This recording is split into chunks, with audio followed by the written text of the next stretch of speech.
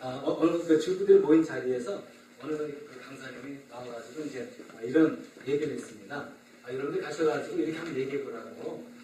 그러면서 이제 얘기를 했는데, 이 세상에 가장 큰 바다가 뭘까요? 썰렁이입니다. 그렇다면 가장 따뜻한 바다는 뭡니까? 사랑입니다. 라고 이제 얘기해 준 겁니다.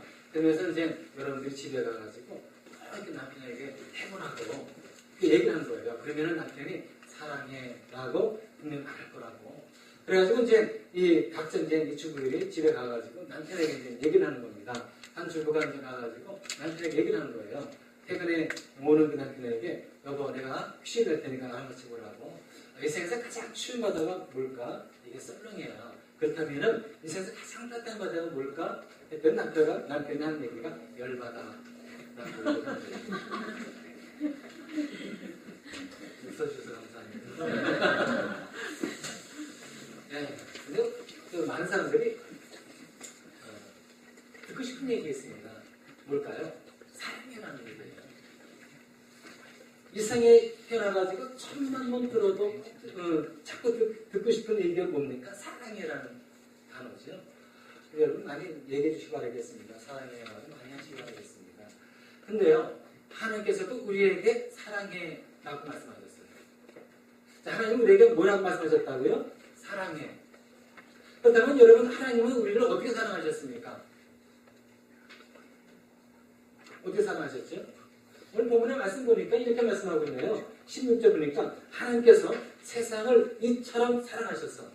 하나님께서 세상을 이처럼 사랑하사. 이처럼 사랑하사 이 표현이 어떤 거냐면 하나님은 우리를 너무나 사랑하셔가지고 어떻게 이 사랑을 표현할 길이 없어가지고 이처럼 사랑하사 이 표현을 쓰셨다는 거예요. 사랑을 이 표현하고 싶은데 표현할 길이 없어 어떤 단어를 쓰셨다고요? 이처럼 사랑하사. 그러면 하나님이 어떻게 우리를 사랑하신 겁니까? 자기 아들 예수 그리스도를 이 땅에 보내셔서 죽기까지 할 정도로 사랑하신 거예요. 여러분 이런 사랑이 어디에 있습니까? 여러분 부모가요, 아버지가 자녀를 사랑할 때 주는 선물 있죠. 자, 여러분들은 부모로서요, 자녀를 사랑하면 어떤 선물을 줍니까? 자, 부모가요, 재벌입니다. 너무 많은 재벌이에요. 그럼 자녀들에게 사랑하는 표현으로 어떻게 합니까? 다이아몬드 사줘요. 집을 사줍니다. 주식을 사주고요. 증여하기도 하고요. 증권도 주기도 하고, 아파트 주기도 하고. 그러면 이 자녀들은 아버지의 꿈만이니까, 야, 너 아파트, 너 가져라. 해가지고 이것을 사랑의 표현을 받고, 감사합니다, 사랑합니다 하고, 자녀는 얘기할 수 있겠죠. 부모는요, 자녀들을 사랑해가지고, 이렇게 표현을 이렇게 할 수 있습니다. 돈이 많으면 할 수 있죠. 근데요, 하나님께서는 우리를 사랑하셔가지고 이 주는 선물이 무엇입니까? 우리에게 주는 것이 무엇입니까? 다이아몬드 주셨습니까? 우리에게 아파트 주셨습니까? 주식 주셨습니까? 아니에요. 자기 사랑하는 독생자 예수 그리스도를 이 땅에 주신 것, 우리에게 주신 겁니다. 하나님이 우리를 사랑하셨다. 증명이 된 겁니까? 안 된 겁니까? 하나님은요, 우리를 사랑해. 말로만 하는 건 아니에요. 우리는 말로 할 수 있잖아요. 사랑한다. 말로 우리 할 수 있지만 실천 한다는 게 어려워요. 정말 사랑을 가지고 마음은 있지만 그 실천에 보인다는 게 쉬운 게 아니에요. 하지만 하나님은 그렇게 하셨잖아요. 내가 너희를 사랑한다. 말씀하셨고 그 증거로 내가 너희를 사랑하는데 내 아들 독생자를 주겠다. 십자가에 달려 죽게 하겠다. 하나님의 놀라운 사랑. 로마서 5장 8절에 보면 나와 있는 분명한 말씀이 있죠. 아직 우리가 지음되었을 때 그리스도께서 우리를 위하여 죽으사 하나님께서 우리에게 자기의 사랑을 확증하셨습니다. 확실하게 증명해 보였다는 거예요. 확실하게. 어떻게 증명해 보였습니까? 자기 예수 그리스도를 십자가에 달려 죽게 하셨잖아요. 이와 같은 사랑의 표현은 어디 있습니까? 근데 우리들은 얘기를 해요. 하나님 나를 사랑했다. 언제 나를 사랑했냐 그거예요. 예수님께서 분명히 사랑을 이렇게 확실히 보였음에도 불구하고 언제 하나님 나를 사랑했냐고 조소하기도 하고 비난거리기도 하고 하나님께서는 분명하게 진짜 그냥 자기의 이 희생을 하면서까지 고통을 감수하면서까지 예수 그리스도를 이 땅에 죽게 하셨음에도 불구하고 우리들은 고집스럽게 예수 그리스도를 믿지 않아요. 분명히 하나님께서는 주셨는데 왜 우리들은 그렇게 믿지 않을까? 내가 안 믿는다고요? 믿는다고 얘기해요. 어떻게 믿는 겁니까? 지식적으로만 믿는 거예요. 내 마음으로 영접해야죠. 진정으로 예수 그리스도가 내 죄 때문에 죽으셨구나. 이 사실 내 마음으로 확실히 받아들이고 입술로 고백을 해야죠.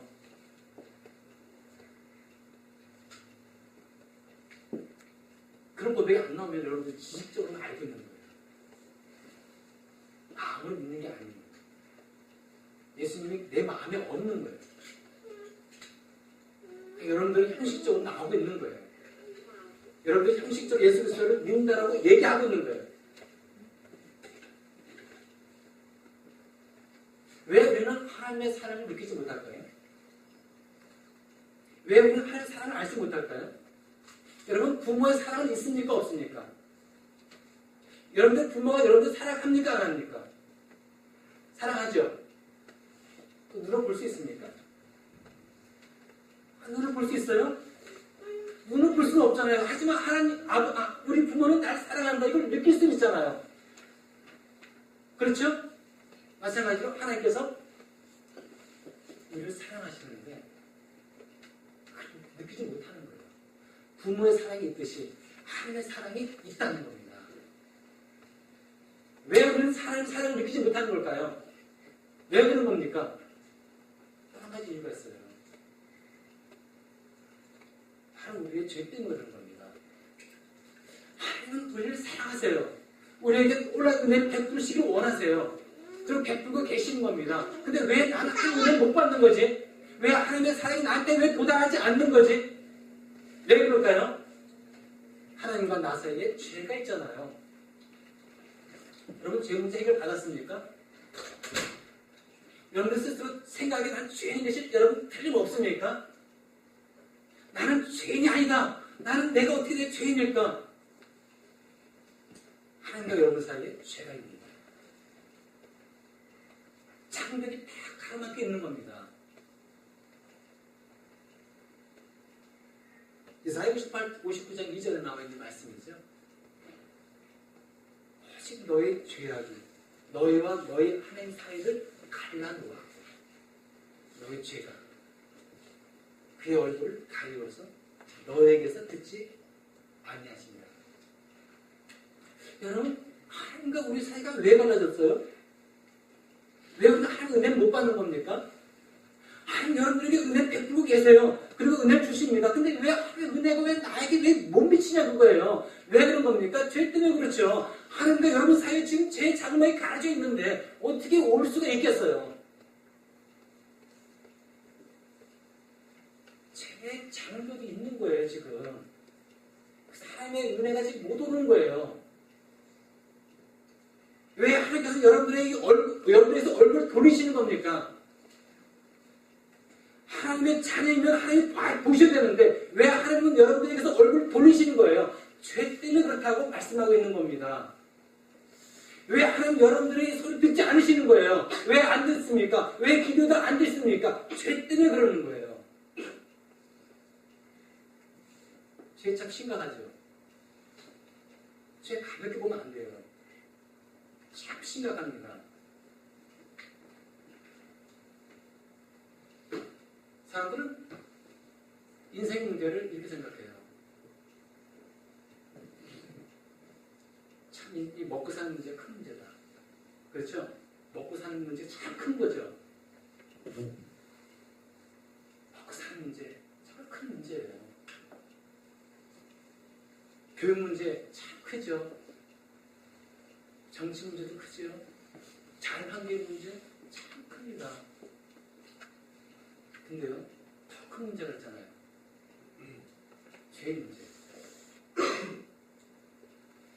죄는 장벽이 딱 가로막혀 있어가지고요. 하나님이 우리 사이를 가둬놨잖아요. 장벽이 있습니다. 인간은 여기 있어요. 하나님의 은혜를 받지 못하고 있는 이 인간들, 이 사람들은 어떤 상황에 좀 빠지는 겁니까? 하나님의 은혜가 좀 막혀져 있어요. 장벽 때문에 막혀져 있습니다. 이 사람들은 이미 심판을 받은 거예요. 이 사람들은 멸망을 받는 겁니다. 왜 그런 겁니까? 죄의 장벽에 가로막혀가지고 있기 때문에 그런 거예요. 죄의 문제입니다. 참 심각한 거예요. 여러분들 꼭 살아있는 죄 문제 해결 받으셔야 돼요. 이 문제 해결 안 받고요. 여러분들 신생하면 안 돼요. 꼭 죽기 전에 아니요. 그 이전에 지금 여러분들이 하나님과 죄 문제 해결 받으셔야 돼요. 왜냐하면 이 죄의 장벽이 무너지지 않으면요, 하나님과 여러분 사이에는 원수 관계 속에 있어가지고요, 여러분들은 영원히 멸망받게 되어 있는 거예요. 그러니까 이 죄 문제를, 하나님과 우리 사이에 있는 이 가로막힌 죄 문제를 해결이 되잖아요. 근데 여러분, 내가 할 수 있어요? 여러분, 어떻게 할 수 있나요? 못해요. 내가 할 수 없으니까 내 노력으로, 내 착함으로, 내 어떠한 것으로 할 수 없기 때문에 예수님이 오셨잖아요. 할 수 있으면 왜 예수님이 올 수 있겠습니까? 예수님이 이 땅에 오셔가지고 하신 게 뭘까요? 이 죄 장벽을 깨뜨려버리는 거예요. 이 죄 장벽을 무너뜨리는 겁니다. 하나님과 나 사이에 있는 이 죄 장벽을 깨끗이 물리쳐야지만 어떻게 되는 겁니까? 하나님과 우리가 만날 수가 있잖아요. 베드로서 3장 6절에 18절에 이런 말씀이 있어요. 그리스도께서도 단번에 죄를 위하여 죽으사 의인으로서 불의한 자를 대신하셨으니 이는 우리를 하나님 앞으로 인도하려 하심이라. 단번에 우리 예수 그리스도께서 십자가에 죽으셨습니다. 뭐 때문에요? 죄 때문에. 여러분, 예수님께서요 죽으셨는데 죽으신 이유가 우리의 죄 때문에 죽으셨나요? 왜 그런 겁니까? 하나님과 나 사이 가로막혀있는 죄의 장벽을 무너뜨리기 위해서는 우리 예수님은 내 죄 때문에 십자가에 죽으셔야 되는 거예요. 그래야지만 그 죄의 장벽이 확 무너지는 겁니다. 그래서 하나님과 나 사이가 만나는 거예요.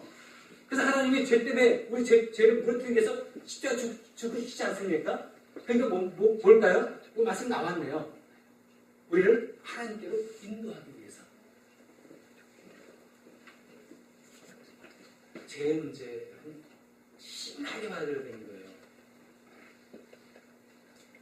죄 문제 가만히 생각하면 안 됩니다. 지금 여러분들이 죄 문제 해결 받으셔야 돼요. 내일 나중에 죽기 전에 천만에요. 죄 문제 해결받지 않고 내가 천국 갈 수 있잖아요. 천국 갈 수 있잖아요. 우리는 내일을 장담할 수 없다. 제가 어제 얘기했죠. 내일을 장담할 수 없는 존재. 죄 문제. 근데 죄 문제를 해결하기 위해서 하나님이 누굴 보내셨다고 했습니까? 예수 그리스도입니다. 죄 해결책은 예수 그리스도밖에 없는 거예요. 그래서 예수 그리스도를 믿으면 그 결과가 어떻게 나오는 겁니까? 우리는 하나님 앞에 인도되어지는 거예요. 하나님을 만나서 영원한 생명을 얻고 삶을 누리는 거죠. 오늘 10절에 뭐 나왔습니까? 하나님께서 세상을 이처럼 사랑하사 왜 아들 독생자를 주셨으니 이는 저가 멸망치 않고 영생을 얻게 하려 하십니다. 멸망치 않고. 예수 그리스도를 믿으면 여러분 멸망치 않고 영원한 생명을 얻는 거예요. 하지만 예수 그리스도를 믿지 않으면 여러분들은 멸망하고 영원한 생명을 얻지 못하고 비참한 처지에 빠지게 되는 거예요. 18절 한번 볼까요? 하나님께서 아들을 믿는 사람은 예수 그리스도입니다. 심판받지 않는다. 그러나 믿지 않는 사람은 이미 심판을 받았다. 그것은 하나님의 독생자의 이름을 믿지 않았기 때문이다. 여러분, 예수 그리스도를 믿지 않은 여러분들은 이미 심판을 받은 거예요. 무서워요. 여러분, 구원 받았습니까? 심판? 구원 받지 않았습니까? 어떻게 되는 거예요? 이미 심판을 받았네요. 여러분들은 멸망에 빠져버린 거예요.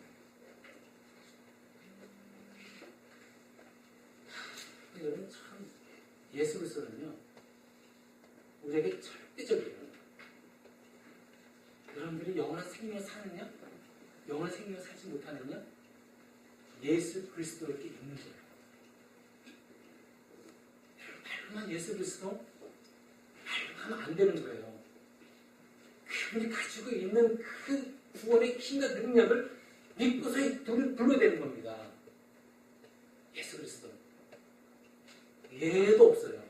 내 사랑하는 남편, 내 사랑하는 아내, 내 사랑하는 자녀 모두 예 없이 예수 그리스도를 믿지 않으면 오늘 이 말씀과 같이 이미 심판받는 것이고 영원한 생명을 누리지 못하는 거예요. 예 없이.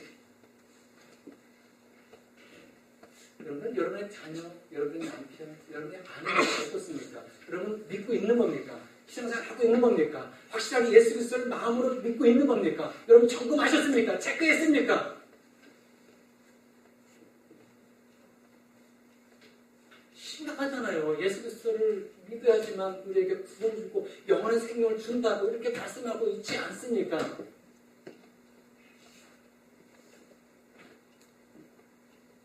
체크하셔야 돼요. 내 자신도 체크하고요. 내 자녀도 체크하고요. 여러분들 믿지 않는 여러분들의 형제, 자매들, 부모들 체크해야 되는 겁니다.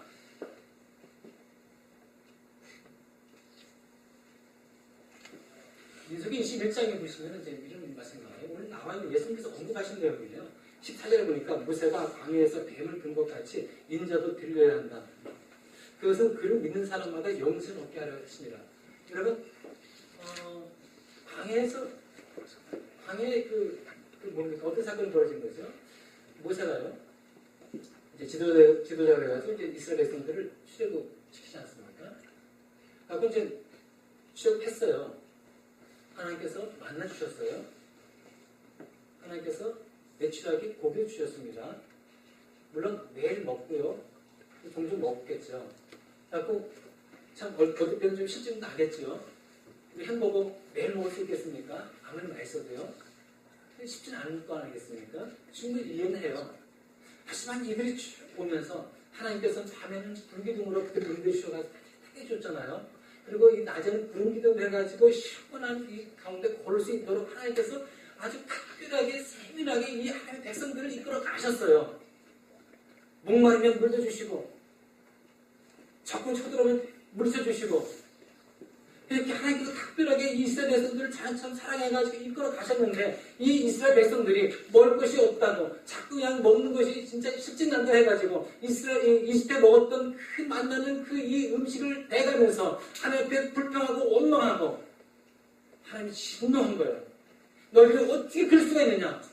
내 은혜를 그렇게 크게 입었음에도 불구하고 어떻게 불평을 하며 그 입에서 원망할 수 있느냐? 해가지고 그 백성들에게 하나님께서 불뱀을 보내셨어요.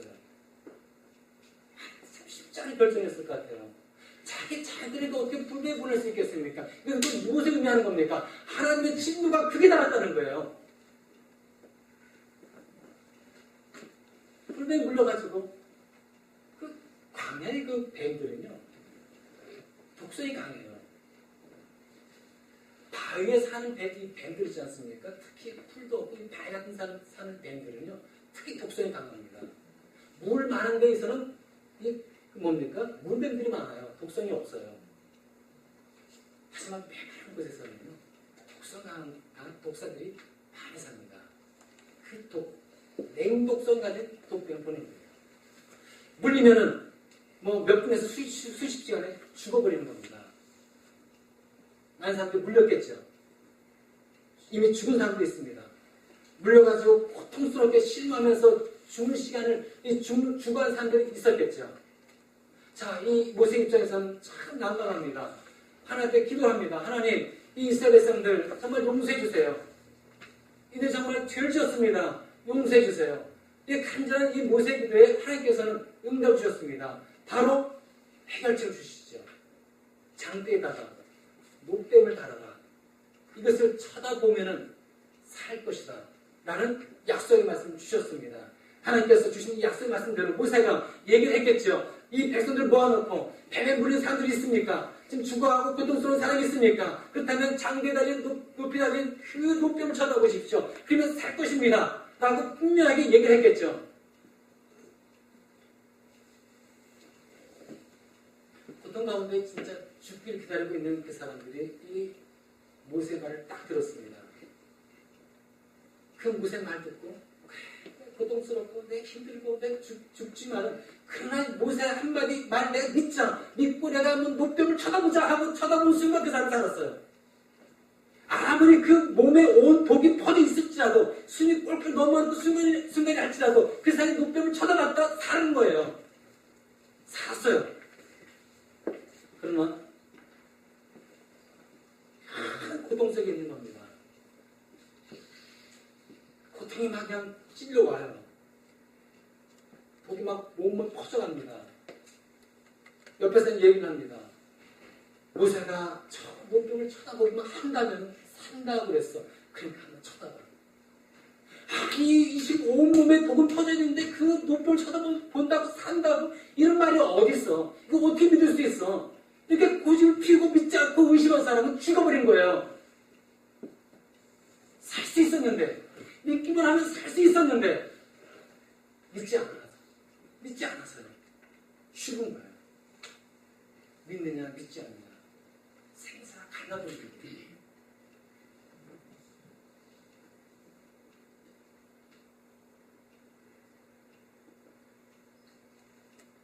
불뱀에 물린 사람들 불뱀에 물리면 다 죽죠.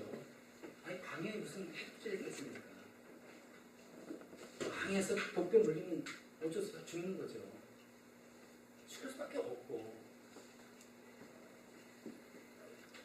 근데 죽을 수밖에 없는 이 이스라엘 백성들이 노뱀을 쳐다보면서 가가지고 살지 않았겠습니까? 어떤 사람이. 자, 오늘날 예수 그리스도. 여러분, 죄의 불배에 물려가지고 있는 사람들은 죽을 수밖에 없는 거예요. 죄의 불배에 물렸으니 해독자가 어디 있겠습니까? 현대의학으로도요, 이 죄에 물들어 있는 이 인간을 해독시킬 이 신학이 없는 거예요. 예수 그리스도만. 왜 온몸에 퍼지는 죄의 독을 빼버리는 거예요. 완전히 그 독을 해소시켜버리는 거예요. 예수 그리스도는 진정한 구원자죠. 그만 여러분이 믿어야지만 여러분은 구원의 길을 걸어갈 수 있는 겁니다. 1971년도 12월 25일 날 여러분 어떤 사건 벌어진지 아십니까? 한국에. 지금도 그래요. 세계의 최고로 호텔 사건 중에서 가장 많이 사람이 죽은 곳이 한국에 있어요. 1971년도 12월 25일 배영각 호텔 사건 163명이 죽었습니다. 아직까지도 지금까지 많은 호텔 사건이 화제가 일어났는데 그만큼 죽은 사람이 없어요. 한국이 제일 많이 죽은 겁니다. 잘할 건 아닌데 그래도 지금 기록이 나와 있으니까 제가 알려드리는 겁니다. 어떻게 163명이 죽었을까? 물론 다른 사람들 부상은 다 있겠죠. 죽은 사람만 얘기하는 거예요. 대한민국 빌딩 지금도 있어요. 아내하고 저하고 데이트할 때도 거기 지하 커피숍 들어가가지고 차 한잔 마신 적도 있습니다. 20층인지 23층인지 20몇 층이 돼요. 꽤 높습니다. 근데 1층에서요, 주방에서 프로파가스가 터져가지고 이 지하에서 바람이 나가지고 연기가 난 겁니다. 아니, 한 10층, 11층에서 연기가 나가지고 거기서 불났으면 이게 밑에 사람들 살 수 있잖아요. 그게 1층에서 나버렸으니, 불이. 그래가지고 2층, 3층부터 쭉 올라오는 겁니다. 밤에 이제 이 불이 나는 거예요. 아주 많은 사람들이 느닷없이 이 내용과 그 연기와 이 불교 때문에 어디 피할 틈도 없이요. 구제 요청을 하는 겁니다. 여러분, 이 대한독회 사건은요, TV로도 생중계되었습니다. 제가 그때 초등학생이었는데요. 제가 직접 텔레비전을 봤습니다. 지금도 기억이 나요. 가장 선명히 남는 게 있습니다. 헬리콥터 가다가 그 줄을 잡고 왔는데 힘이 부족해가지고 떨어지는 거예요. 그게 기억이 납니다. 사람들이 창가에서 아주 손수를 흔들었습니다. 살달라고. 옥상에서도 많은 사람들이 모여가지고 살달라고 막 손 흔드는 게 지금도 선명하게 기억이 나요. 제가 초등학생이었습니다. 너무나 큰 화제를 가지고요. 대통령이 왔습니다. 화제의 진압을 하고 저 수많은 사람 살릴 길이 없느냐고 했지만은 어떻게 방법이 없었어요. 왜 그렇습니까? 그때는요, 소방시설이 미비해가지고 고가 사다리가 없는 거예요. 10층, 20층, 20 올라갈 수 있는 고가 사다리가 없는 거예요. 고작 헬리콥터를 타가지고 옥상에 있는 사람들을 건져 올리는 것뿐이었습니다. 그게 방법이 다였어요. 대통령이 와가지고 이제 진두지휘했지만 창가에서 한 손수건을 흔들면서 살려달라고 하는 사람에게 대통령이 당신 국무총리 하십시오. 대학 총장이 와가지고 내가 박사학위를 주겠어. 이 서울에 와가지고 나와 결혼해 줄래요. 우리가 이렇게 하고 싶지 않습니까? 하니까 원하고 있는 것들 아닙니까? 네, 여러분, 그때 그 사람들이 필요한 게 뭘까요? 창고에서 손수를 흔들면서 살려달라고 하는 사람에게 국무총리가 필요 있습니까? 아니, 미스코리아가 필요 있습니까? 박사학위, 명예 박사학위가 필요가 있습니까?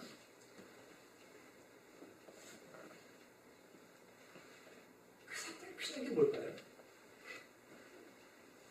수건이잖아요. 건져주는 거 아니겠습니까? 지금 고가 사다리가 와가지고 지금 창가에 있는 자기에게 딱 걸쳐가지고 그리고 그 고가 사다리를 타고 내려가는 거, 이 구원, 그들에게 필요한 게 바로 이 구원인 거예요.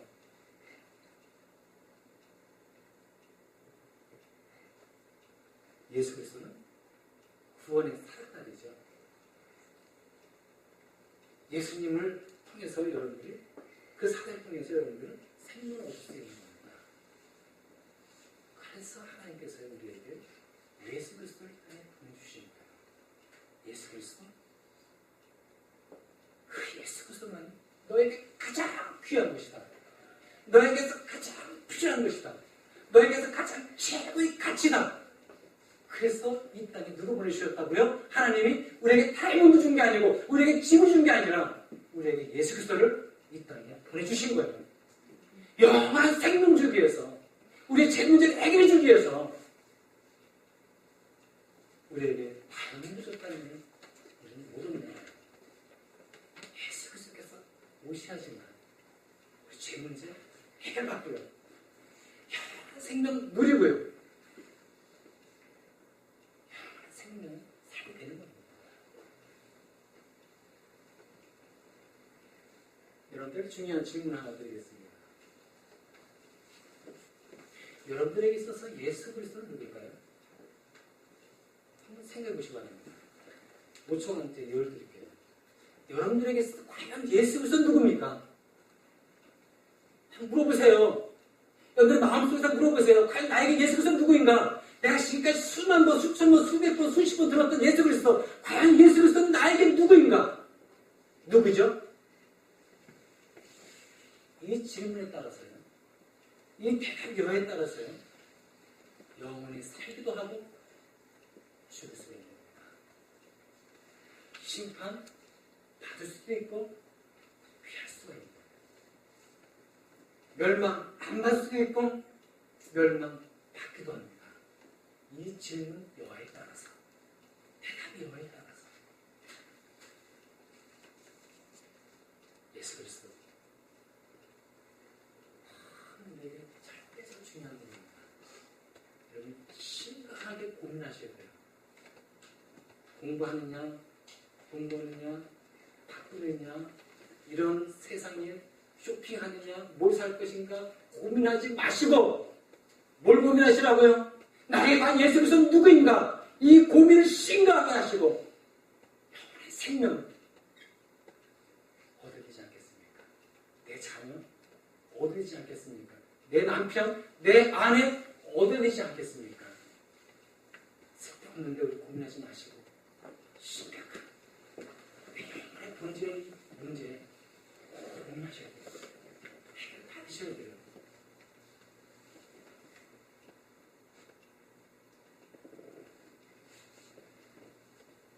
따라서 여러분, 혹시 예수 그리스도를 안 믿고 확신하지 못하고 있는 분이 계십니까?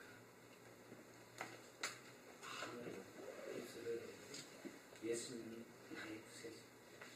전 예수님 없으면 저는 영원한 멸망을 당할 수밖에 없는 비참한 그런 상에 빠진 죄인에서 고백하시고 입술로 예수님 나의 구주라고 고백하시기 바라겠습니다. 여러분 구원 받으셨습니까? 그 예수 그리스도를 확신하면서 믿는 성장을 이루어 나가야 됩니다. 믿고 만족하지 마시고 그만큼 만족하지 마시고 계속해서 여러분들은 성장에 나가야 되는 거예요. 필요하죠.